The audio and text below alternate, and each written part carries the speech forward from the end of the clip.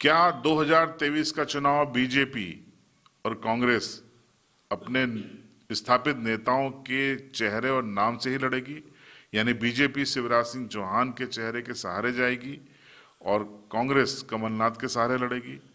ये सवाल इसलिए क्योंकि लगातार बीते कुछ महीनों से अटकलें लगाई जाती रही हैं कि शिवराज सिंह चौहान को पार्टी बदल सकती है, नया चेहरे के साथ 2023 में चुनाव में जा सकती है।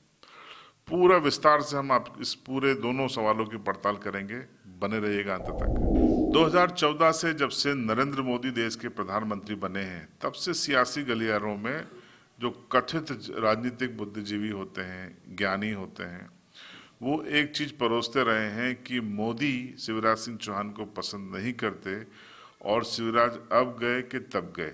लेकिन देखिए 8 साल निकल गए, मोदी ने शिवराज को नहीं हटाया।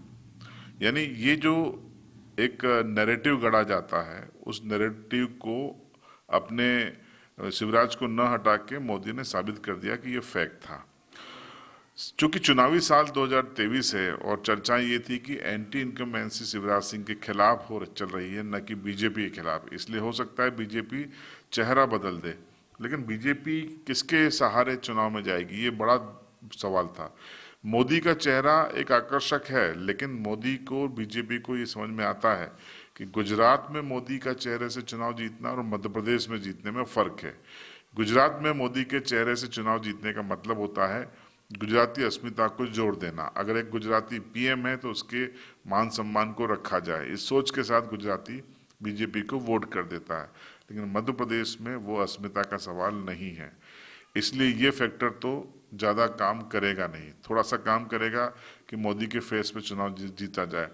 अब सवाल है कि मध्य प्रदेश में किसके फेस पे चुनाव लड़ा जाए। मध्य प्रदेश में 22% आदिवासी हैं तो 53% ओबीसी हैं और बाकी जो है वो 7% के आसपास वोटर एससी कम्युनिटी के हैं और बाकी सामान्य हैं। ऐसे में एससी में कोई चेहरा नहीं है बीजेपी के पास, एसटी में भी कोई चेहरा नहीं है बीजेपी के पास जो कि पूरे मध्य प्रदेश में चुनाव बीजेपी को जिता सके।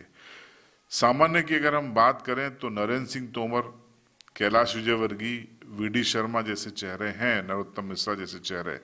लेकिन मध्य प्रदेश में 53% ओबीसी वाली जाति से आने वाले शिवराज सिंह चौहान को हटाना उनको नाराज कर सकता है। पहले ही नौकरियों में 14 और 27% आरक्षण का झगड़ा फिलहाल खत्म नहीं हुआ है, कोर्ट के भरोसे लटका दिया गया है। ऐसे में दिक्कत खड़ी हो सकती है। और सबसे बड़ा सवाल यह है कि शिवराज सिंह चौहान को अगर हटाना होता तो अभी तक पार्टी हटाकर नया चेहरा बिठा चुकी होती, क्योंकि उसे भी काम करने के लिए कम से कम 7 से 8 महीने का वक्त देना पड़ता। लेकिन अगर आप ये कहते हैं कि हमारी सरकार ने बीते 18-20 सालों में विकास किया है, तो फिर आपने शिवराज सिंह चौहान को क्यों हटाया, ये सवाल सामने आ जाता है। इसीलिए पार्टी बेबस है और जो अगला चुनाव 2023 का है वो शिवराज सिंह चौहान के चेहरे के भरोसे ही बीजेपी लड़ने जा रही है, ये अब क्लियर हो चुका है। इसके पहले भी मैंने एक ट्वीट किया था कि जिस दिन इकबाल सिंह बैस जो कि मुख्य सचिव हैं, उनका 6 महीने का कार्यकाल बढ़ाया गया था, उसी दिन ये स्पष्ट हो गया था कि शिवराज सिंह चौहान ही सीएम फेस रहेंगे, चेहरा रहेंगे। अब हम बात कर लेते हैं कि कांग्रेस में क्या चल रहा है। कांग्रेस में देखिए, कांग्रेस में कमलनाथ निर्विवाद रूप से सीएम फेस हैं, लेकिन गुटबाजी तो कांग्रेस के भीतर भी है। चाहे वो दिग्विजय सिंह साइलेंट तरीके से गुटबाजी को हवा दे रहे हों, पर्दे के पीछे हों।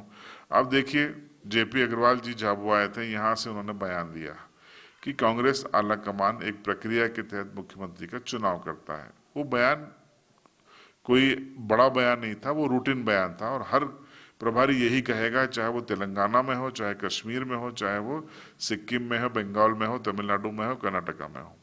ये डिप्लोमेटिक बयान होता है और यही बयान दिया जाएगा। वही बयान जेपी अग्रवाल ने दिया। अब सवाल ये उठता है कि जेपी अग्रवाल के बयान के बाद आखिर मध्य प्रदेश के नेताओं ने किस तरीके से इसे रिएक्ट किया। आप देखिए कि जीतू पटवारी इशारों में आलाकमान पे बात डाल रहे हैं, तो अरुण यादव जो कि पूर्व पीसीसी चीफ हैं, सुभाष यादव के बेटे हैं, बड़े नेता हैं, उन्होंने सीधे तौर पे कहा कि कमलनाथ चेहरा नहीं है फिलहाल, लेकिन आलाकमान तय करेगा। तो जो कमलनाथ जय जय कमलनाथ करवाने लगे थे, जो कमलनाथ हर जिले तहसील की सभाओं में कहलवाने लगे थे कि मध्य प्रदेश में कमलनाथ की सरकार बनाना है, न कि कांग्रेस की। याद कीजिए, आप रिमाइंड कीजिए, हर जगह कमल, अब की बार कमलनाथ सरकार। तो उनके लिए झटका है, लेकिन वो एक अलग विषय है। देवेश सिंह भी जानते हैं कि अगर उनका चेहरा ला दिया जाए तो कांग्रेस रेस में ही नहीं रहेगी, क्योंकि श्रीमान बंटाधार की छवि से वो बाहर नहीं निकल पाए हैं। वो लाख नर्मदा यात्रा कर लें, लाख भारत जोड़ो अभियान यात्रा में शामिल हो जाए, लेकिन कड़वा सच ये है कि मध्य प्रदेश की जनता उनको मुख्यमंत्री के रूप में पसंद नहीं करती है।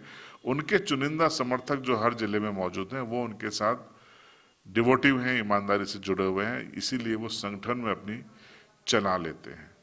तो ये स्पष्ट है कि कमलनाथ कांग्रेस से चेहरा होंगे और बीजेपी से शिवराज सिंह चौहान ही चेहरा होंगे 2023 नवंबर में होने वाले विधानसभा चुनाव में। कोई और चेहरा आपको नजर आता हो तो कमेंट बॉक्स आपके लिए है।